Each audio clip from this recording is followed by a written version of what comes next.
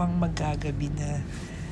Yun, naglagyan ko ng filter ha, nag-stop na pala, 10 minutes na pala yun. So, ang nangyari, hindi ko naiwasan na i-confront siya ng gabi. Sabi ko parang napaka-stupid naman na may makakapulot ng SIM card tapos gagamitin. Tapos, habang nagluluto ako, yun yung sinasabi ko. Tapos, nandun siya sa likod ko. Ang sabi niya, wala na yun. Sabi niya, pinaalis ko na. Sabi niya. Tapos lumingon ako sa kanya. Sabi ko, anong ibig mo sabihin? Pinaalis mo na siya. Sabi ko. Tapos, ha? Sabi niya sa akin, ano pinagsasabi mo? Wala naman ako sinasabi sa'yo. So ako naman, kinwestiyon ko na yung sanity ko. Sabi ko, oh my God, may naririnig ba ako na ako lang ang nakakarinig? So nagkaroon ako ng doubt sa sarili ko, nababaliw na ba ako? Yun, so nag-stop na ako doon. So inignore ko siya. Umabot ulit ng kinabukasan. Hindi pa rin ako nasatisfy. Minessage ko siya. Sabi ko, halika dito, mag-uusap tayo. Tapos nag-usap nga kami. Ang sagot niya sa akin, wala naman na talaga siya dito. Pinaalis ko na. So, ibig sabihin, meron talaga, sabi ko. At yung narinig ko kagabi is totoo yun. May narinig pala talaga ako. Ano ba talaga ang totoo? Tapos inulit niya ulit. Ano bang pinagsasabi mo? Wala akong ginawa. Wala akong sinabing ganyan. During that time, kumuha na ako ng phone ko na ni-record ko yun. Sabi ko, this time around, heto, ni-record ko na. Sabi ko, para hindi ka makapagsinungaling sa akin. So dun, na-alarma na siya. Sabi ko, umiyak na ako. Umiyak na ako ng sobra-sobra. Sabi ko, kasi may suspecha ako. Ang suspect ko, isa sa katrabaho niya kasi meron yung time na yung sasakyan namin, una pa lang, binili ko yung sasakyan namin. Binili ko yung sasakyan namin para meron kaming service sa maliit na negosyo namin. Unfortunately, that time, hindi pa ako ganun marunong mag-drive. So, ang ginagawa niya, kinukuha niya sa work niya yung sasakyan namin at hinahatid sundo niya yung girl. So, I thought all the while na yun yung babae. O yun, tapos sabi ko, pupuntahan kita sa opisina nyo. Tatanungin ko sa boss mo, tatanungin ko sila kung sino yung babae. Tapos yun, huwag kang ganyan, ganito. Sorry, hindi, ganito. So sabi ko, okay, fine. Sabihin mo na lang sa akin lahat para hindi ako pupunta sa opisina nyo. Ayun, nag-start na siyang nagkwento. So sabi ko, I started na ano na siya, bugbugin, suntukin, sampalin. I did that. Kasi napaka-stupid ko. Ang daming mga twist. Kasi that time, wala talagang clueless ako. Kasi clueless ako kung sino yung babae. Very painful yun. Very painful nung time na yun. Kasi, actually, nagwo-work siya sa government. Sa kanya lang yung sahod niya. Yung sahod niya kanya. Wala siyang tinutulong sa akin.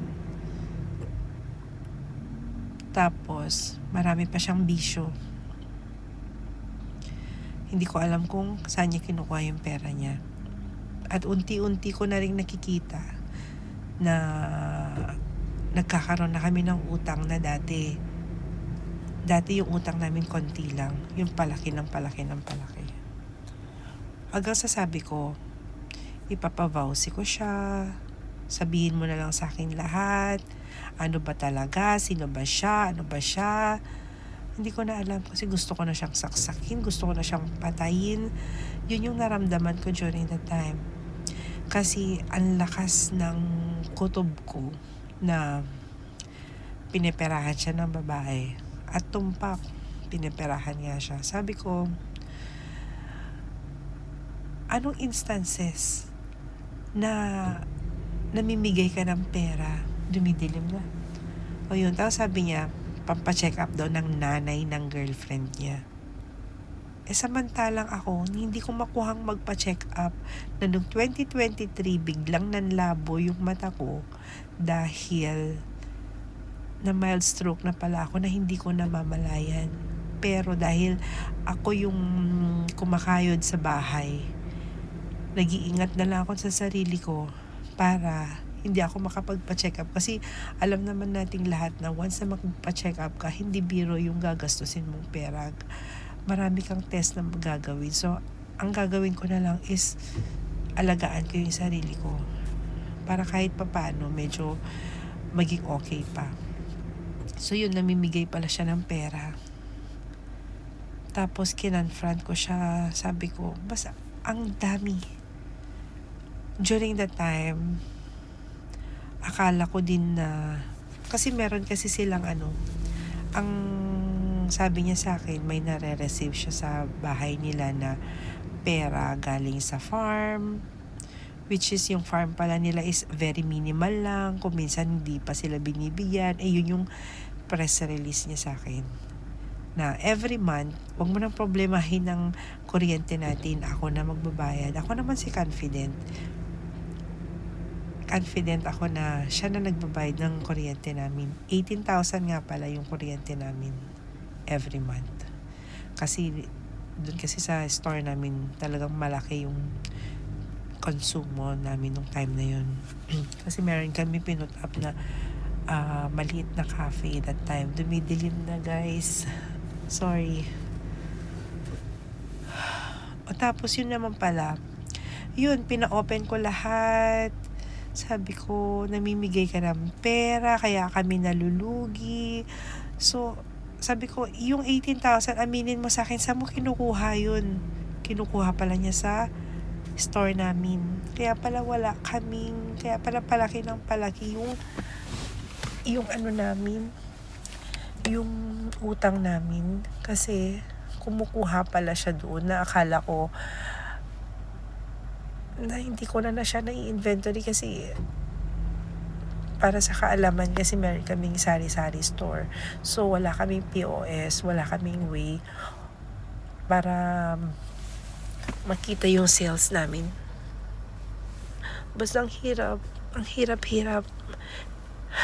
I hope hindi complicated yung kwento ko. Padilim na ng padilim talaga. Ayun, tapos nung time na yun, ang dami ko ng everyday kami nag-aaway, ang dami ko ng pasa, hindi dahil sa sinasaktan niya ako, kundi sa kakapigil niya sa akin kasi tinaray ko na baka pwede pa kami magsama. Kaso lang, alam mo yung nagwo-work ako sa store namin hanggang 10, 11, 12 ng gabi. Tapos makikita mo siya na nasa gilid na nagkikipag-usap siya sa girlfriend niya. Kasi alam ko na Tapos nung time na yun, pinaalis ko siya sa kwarto namin, pinatulog ko siya sa kwarto ng anak ko. Dumidilim na talaga, hindi na ako makita. Ayun, katinang ulo ko, sorry, daming uban. Tapos, kasi dati-rati pagka ganun, pag nag-aaway kami, alam mo yung gagawa siya ng way to make up, ganun. Pero yun, nung sabi ko, doon ka matulog sa kwarto ng bata, hindi siya umalma.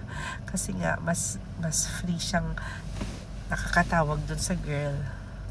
Yun, malapit na naman mag 10 minutes, guys. So, heartbreaking talaga. Sorry. I'm sorry, I have to end this muna.